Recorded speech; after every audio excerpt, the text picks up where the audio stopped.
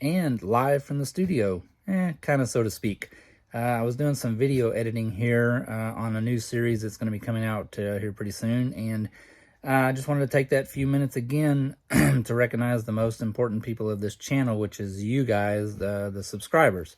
Again, as I always say, none of this is possible without the support that you guys have given us. And I wanted to put them down here somehow, quite a few names, again, to recognize each and every one of you, as we always try to do.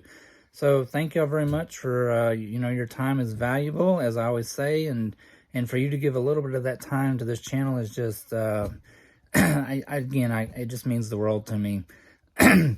Sorry, it always amazes me too, in our little tiny YouTube channel here and the mega channels across YouTube, it always amazes me how you guys stumble across our tiny little YouTube channel here, but nonetheless, thank y'all so much for coming along on the journey.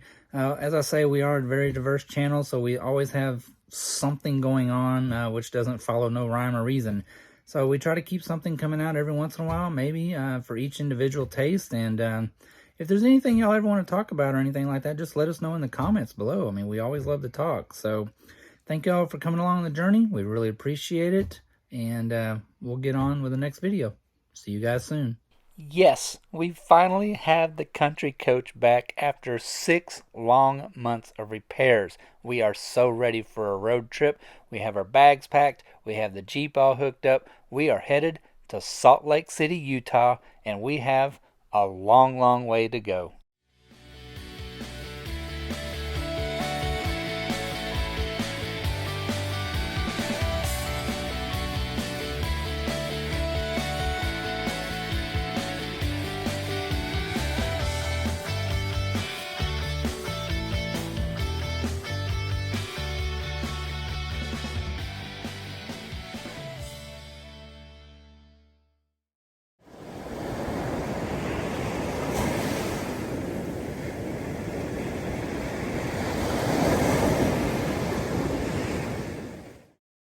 But first, we had to make the fuel stop. And well, it took 9 of these Tesla Chargers just to get the motorhome all filled up. Just kidding. We'll stick with diesel. It's much faster. So we made our way from Houston up to Amarillo, and the wind was absolutely berserk on 287 all the way to Amarillo. Once we got on I-40 here, though, it was just blowing at us directly head on into the windshield, which made driving a little better. But as you can see, dust everywhere. The dust storms were absolutely horrendous coming into Amarillo, and as we come out of Amarillo here, making our way west. I just couldn't believe how much dirt really was kicked up. But hey, when you're out here in the middle of nowhere, there is nothing but dirt. Well, we finally made it into New Mexico because naturally it is an all-day trip just to get out of Texas. But there was one thing I was not going to miss on this road trip. Yes, historic Route 66. That is a must-do bucket list item for any RVer, I believe, in your lifetime. And for me, I so want to do the whole Route 66 trip, but, just not in the cars just yet. But as we come in here to Tucumcari, New Mexico, we knew we were going to be on right next to the historic Route 66 exits. So we hopped off the freeway, we popped ourselves on the Route 66 here, and just enjoyed the little bit of a drive just to say I have drove down at least a part of Route 66.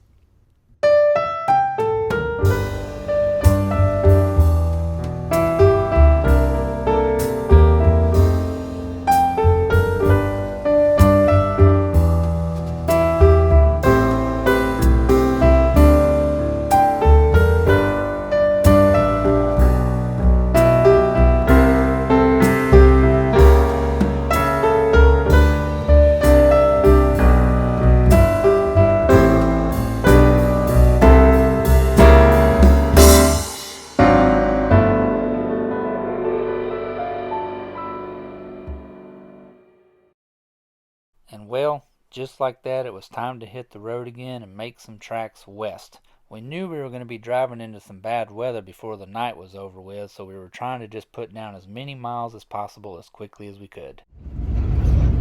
Well, as Bugs Bunny would say. I wonder, I just bet we should have turned left at Albuquerque. But nope, not today. We were with old Bugs and made a right turn. So, y'all remember that weather that I was talking about just a little bit earlier?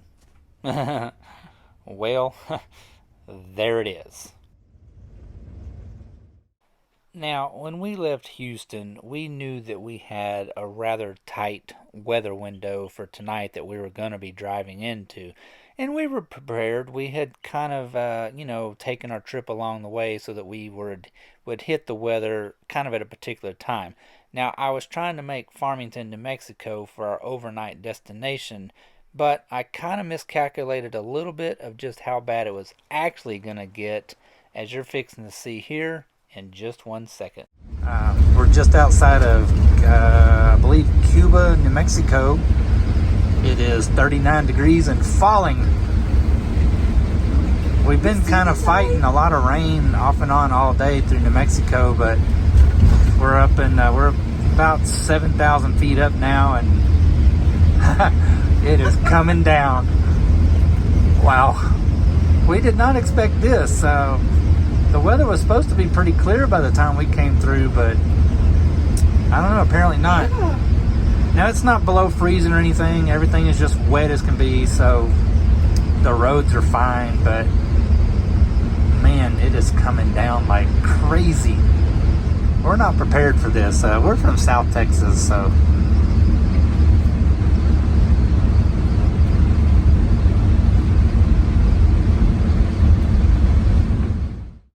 So that little weather adventure there in Cuba did slow us down quite a bit. I didn't get it on film. It was just too dangerous. The weather was so bad. It was snowing so hard. You couldn't really see the road. I was having a difficult time. We were all the way down to 30 miles an hour. But as you can see, the weather's cleared out just fine. We got into Farmington a little bit later than we had expected. But nonetheless, it did clear up. And as you can see, I mean, everything is just fine. Welcome to beautiful Colorado. We're going through Colorado. I mean, come on, guys. I'm just following the navigation. I didn't pay attention to which state we were going to. I just knew we were headed to Salt Lake City.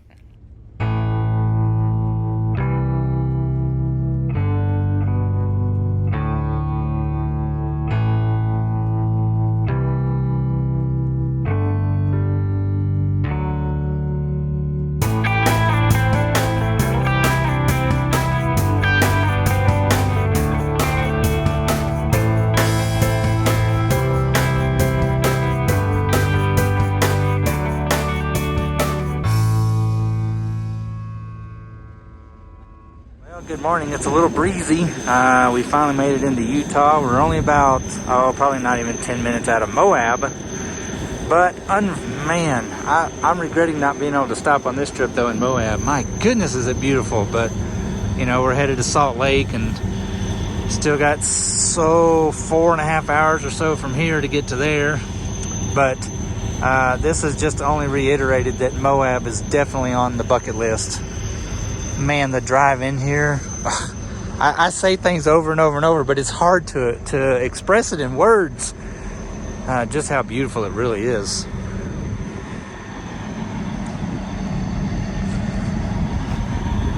We are stopped right here. I think it's called Hole in the Rock, I believe. Well, you can't really see it back up there in the background, but it's actually up on the top of the mountain. It says Hole in the Rock. But anyway, Hole in the Rock, Utah. That is where we're at right now.